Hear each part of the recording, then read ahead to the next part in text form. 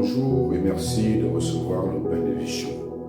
Nous fêtons aujourd'hui la Sainte Thomas. Dans l'Évangile, Thomas demande aux autres disciples une preuve pour croire que Jésus est ressuscité.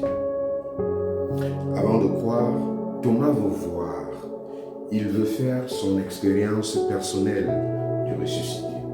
C'est à travers son doute qu'il est notre jumeau. Thomas veut comprendre pourquoi. La figure de Thomas nous dit que le doute et la foi marchent ensemble. La foi passe parfois par le questionnement.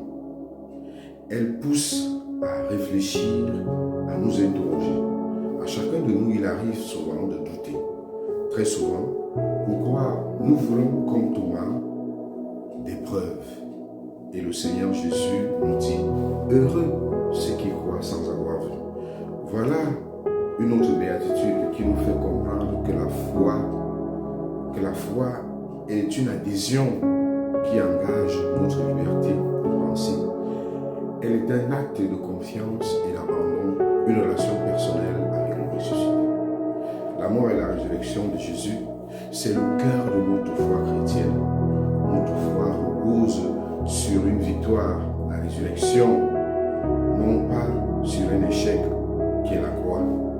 Jésus, qui se rend présent à ses disciples, porte les marques de sa passion, mais sans douleur. La mort a été bien vaincue. C'est un vivant qui manifeste sa présence, un vivant qui prend la parole et s'adresse à Thomas pour faire grandir en lui la foi. Avance ton doigt ici et vois mes mains. Avance ta main et mets-la à mon côté. Cesse d'être incrédule, sois croyant, dit Jésus.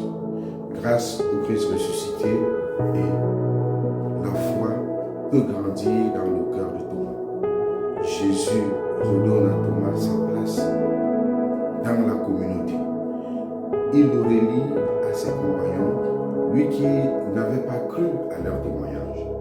Grâce au Christ crucifié et ressuscité, la vie peut naître dans les lieux fermés. Jésus veut alors que les portes de nos cœurs s'ouvrent. Le Christ ressuscité peut passer par les murs. Il peut les faire tomber. Il peut aussi faire tomber d'autres murs. Oui, demandons la grâce d'une foi vivante, d'une foi qui ne doute pas, d'une foi qui ne nie pas de la présence du Christ, mais d'une foi qui porte toute sa grandeur dans le ressuscité.